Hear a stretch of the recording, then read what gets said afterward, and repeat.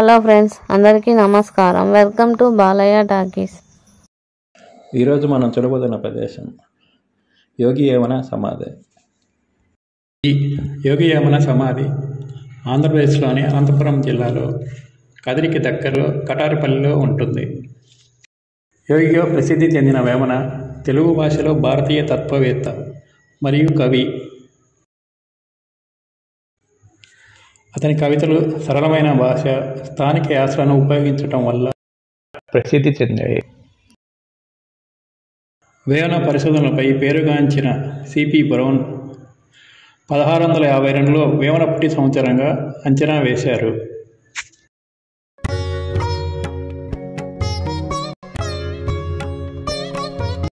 కటారుపర్లలో యోగి వేమన మరణానికి గుర్తుగా శిలాఫలకం ఉంటుంది. యోగి వేమన చరిత్ర ఆధారంగా 1947లో కేవీ రెడ్డి దర్శకత్వంలో యోగి వేమన అనే సినిమాని వి నాగ హీరోగా నిర్మించారు. అలాగే 1986లో ఎస్ రావు దర్శకత్వంలో విజయ్ చంద్ర హీరోగా శ్రీ వేమన చరిత్రను నిర్మించారు.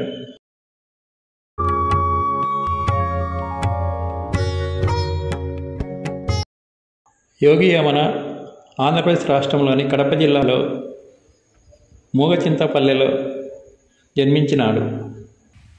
తర్వాత ఆయన యుక్త వయసులో తల్లిదండ్రులు మరణించారు. దీనితో అన్నావధులను అన్నీ తామై పెంచారు.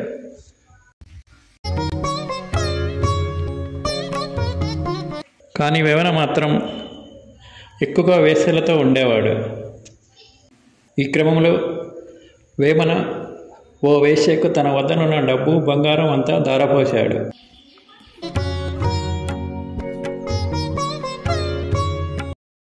దాంతో వేమన తన చేతిలో చిల్లికలు కూడా లేకుండా వేశ్య దగ్గరికి వెళ్ళినప్పుడు ఆమె తనకు డబ్బు వద్దు, కానీ తన వదిన ముక్కుపుడక తీసుకురమ్మని చెబుతుంది.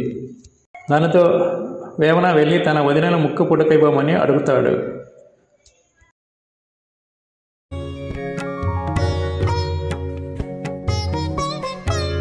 ఆమె వేమన మాటను కాదనలేక అతని ఎదురుగా పండు వెన్నెల్లో నగ్నంగా నిలబడి ముక్కుపుడకను వేమన వచ్చి తీసుకోమని చెబుతుంది.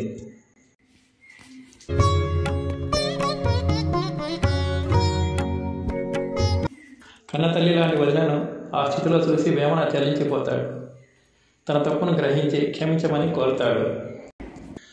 ఆ తర్వాత అన్నావదిల మాట ప్రకారం దగ్గరలో ఉన్నటువంటి ఓ యోగి వద్దకు వెళ్ళి తన నాలుకపై దేశాలు రాయించుకుంటాడు.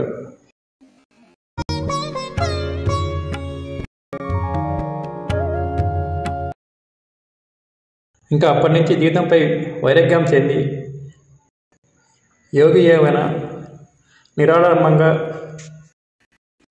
పద్యాన్ని రచిస్తూ చివరికి సమాధి అవుతాడు. వేమన 1650-1750 మధ్యకాలంలో జీవించాడని ప్రజల నమ్మకం. వేమన ఊరూరా తిరిగి నీతిని, ఆత్మకుల ఆర్థిక సంస్కరణలను బోధిస్తాడు.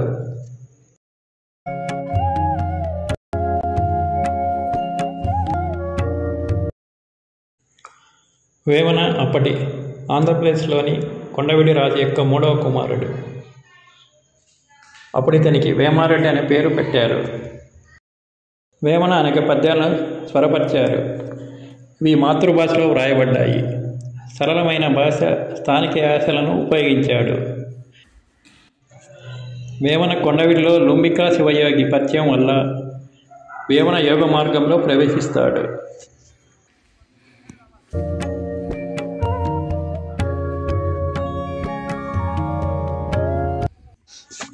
వేమన రాష్ట్రమంతా పర్యటించి కవిత్వం రాశాడు. యోగాలో విజయం సాధించారు. దక్షిణ భారతదేశం అంతా పర్యటించి కవి, యోగిగా ప్రజాదరణ పొందాడు.